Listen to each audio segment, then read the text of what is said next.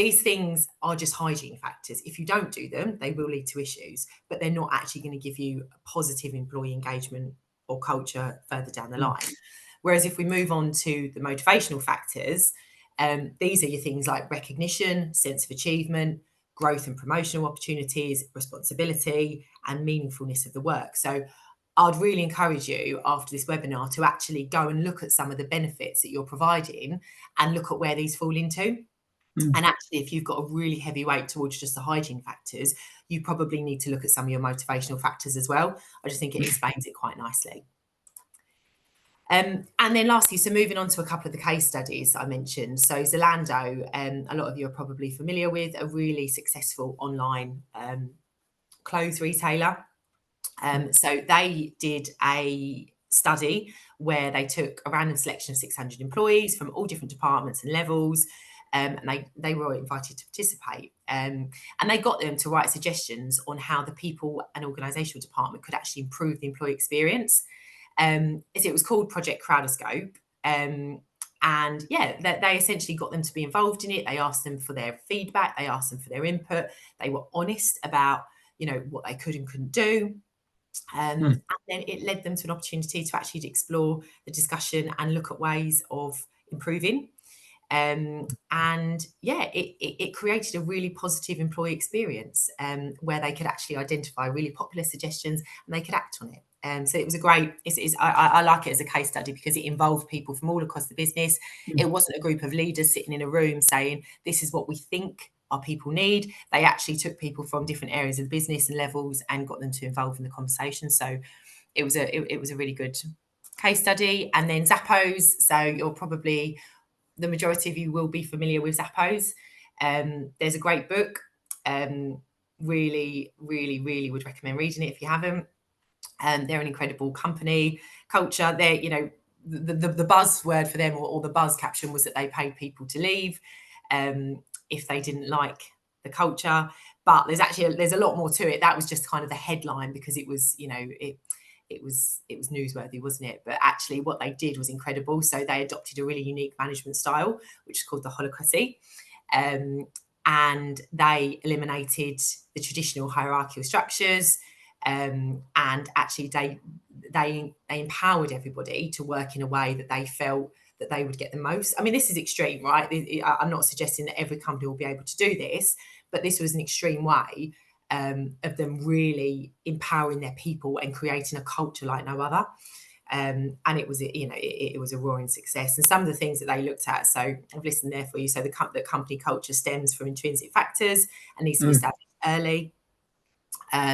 Customer service excellence starts from a commitment from the top and it's got to be lived. I talk to businesses I work with about this a lot. You can't just stick your values on the wall. They've got to be lived. Core values and underutilized tools. So set them collectively, authentically, and make them committable. And ultimately, it's all about people and their own belief in themselves. So how do you get the best out of people? So yeah, as I say, really recommend reading the book if you haven't. It's a really nice intro into people and culture. And that's it. That is all from me. Okay. So hand back. Let me just click back. Thank you so much, Lucinda. Obviously, I've got just a couple of questions because one of the challenges there, because obviously your experience being in the industry, what are the challenges that recruiters like yourself face when you're trying to implement some of these things that you've gone through? Because if you talk about like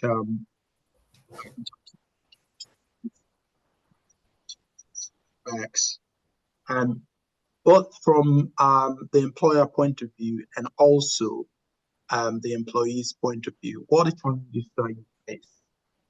Sorry, I didn't catch that whole question, Ishmael. The line really cut out. Yeah, if I just I'll repeat that. What are the challenges that, based on all of the things that you've explained in terms of growth opportunity, promotion opportunities, feedback, etc., when implementing these things that you've talked about, what are the challenges from both an employer point of view and an employee point of view? What are the challenges that as a recruiter yourself would face, will Yeah. experience? It's always cost, right? That's, that is That's always, that's the fact. that's always, I just always, didn't want to say comfortable. yeah. It's always the, when I talk to businesses and we look at their strategy, it always comes down to cost and time. I'm always told that businesses don't have any budget and that the managers don't have the time to do all these great initiatives. And, what I then do is play devil's advocate, and then I look at the costs that they would then incur if their people leave and they have to re-recruit, the loss of customer experience, the potential loss of sales, things like that. So, you can absolutely apply that lens in it. And then the time one as well. I'm always being told that managers haven't got time to do this, but my point is that then if you have to retrain your staff and things like that, then that in itself is extremely time intensive. Yeah. So I like to really, it depends on the manager as well. Like some people, are numbers, so I will put numbers behind it and say, okay, well, this might cost you X, but actually you risk this cost if you don't, look after your people. So yeah, it's always cost and time. Yeah. Okay.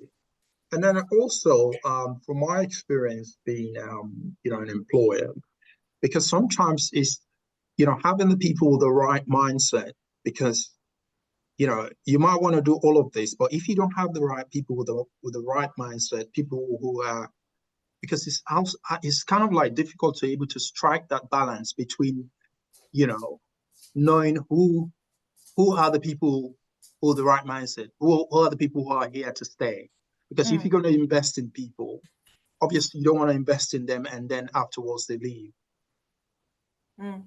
But then Yeah, everyone's got a motivator, right? It's just, yeah, and everyone's motivations are different. So I think it's, the more you do all of these things to find out what makes people tick and what motivates them and what excites them, the more you will understand what people need to actually give you that commitment and give you, I suppose, their loyalty.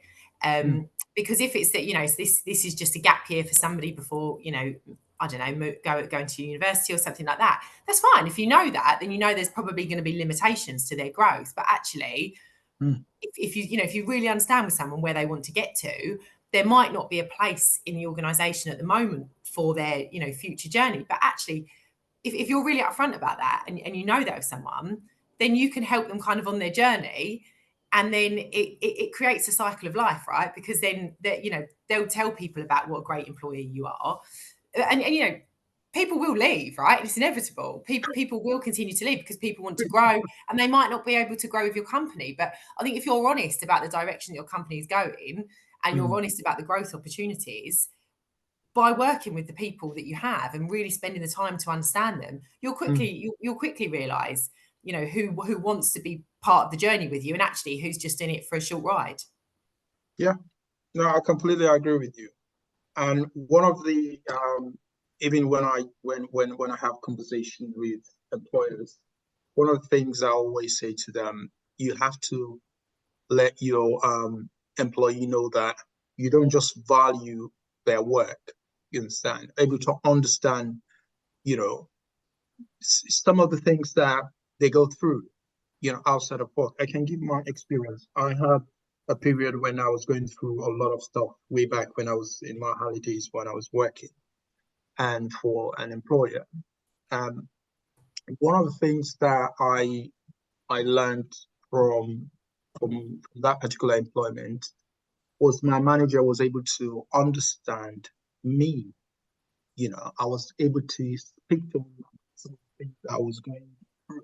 And some of the things I was going through was really, really difficult. But I could sense from the organizations they were not really particularly interested Yeah. in the individual. Yeah. They're more kind of interested in the output. And I was able to, just because of my manager was very was able to understand the things I was going through, that actually gave me, the confidence in myself and my ability to do the work. that I was doing. So I think that's also important, because when you mention about feedbacks, it's so important to kind of like have feedbacks, you know, and one of the things that, you know, I always encourage, even with my team and also employers, to have that continuous feedback. You know, Yeah, absolutely. You know, and give the people the opportunity to express themselves. I don't know if Elizabeth, you've got anything to say based on what Lucinda just presentation, because we're gonna go next to your presentation now.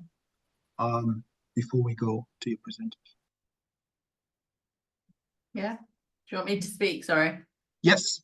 Yeah, lovely. Hi, thank you. Do you know what? You said some brilliant things, Lucinda. I was making notes because I'm hiring at the moment, and I was like, gosh, a lot of what I'm going to say is just going to repeat what Lucinda said. Good. But she had so many great ideas. I was like, wow, that's really good. So I've got a couple of things to talk about. Reasons why people leave organizations, and then how to build positive relationships with staff and employees. So I know Lucinda has spoken a lot about why people leave organizations, but I think the main thing is lack of career progression or lack of career opportunities, particularly if you're a small company and people can't see where they can go within the organization. Maybe they sort of looking and they're seeing that, you know, their manager isn't leaving anytime soon. But I think what Lucinda said was brilliant about just providing some learning and development opportunities, and being quite open and honest with your employees about, you know, what opportunities can you offer them to help them get where they want to go. And it's just about having those frank conversations with them, maybe putting in some succession plans, so even that, you know, if they can't go to the next run of the ladder just yet, there is something for them potentially down the line. There's a really nice Richard Branson quote as well, that you've probably heard, which is train people well enough so they can leave, but treat them well enough so they don't want to. I think it is just treating people like you would want to be treated. You know, can you offer, if you are a large company, can you offer internal mobility schemes? We, when I worked at Deloitte, we had a really good internal mobility scheme. All our roles advertised first internally on our intranet. Candidates that were applying internally had a less lengthy interview process to go through, because we knew that they fitted the culture and we knew that they were good. So what internal mobility schemes can you offer? Can you offer people sideways moves? So potentially if they can't go up, can they move sideways and broaden their skills like that? And mentorship as well. I think mentorship, if you can offer mentorship, that's fantastic. And people then feel like they're growing, like they're developing, even if you don't necessarily have all those promotion roles to offer. A lot of people leave just because they don't feel valued, and it's not necessarily about pay, but it's just about recognizing people's contributions. Don't just speak to people when, you know, they've done something wrong and you need to criticize them, but actually going out your way and saying thank you to people, you know, and emphasizing what a brilliant contribution they're making to your organization and how valued they are. Do you offer annual pay reviews? You know, that's pretty standard. You should be if you're not. And you know, other ways to make people valued, like Lucinda said, it doesn't need to be costly. It could just be a certificate, but like an Employee of the Month award that maybe other employees can vote on. It could be just a token gift, but things like that really go a long way to helping people feel valued in an organization, also building a great culture.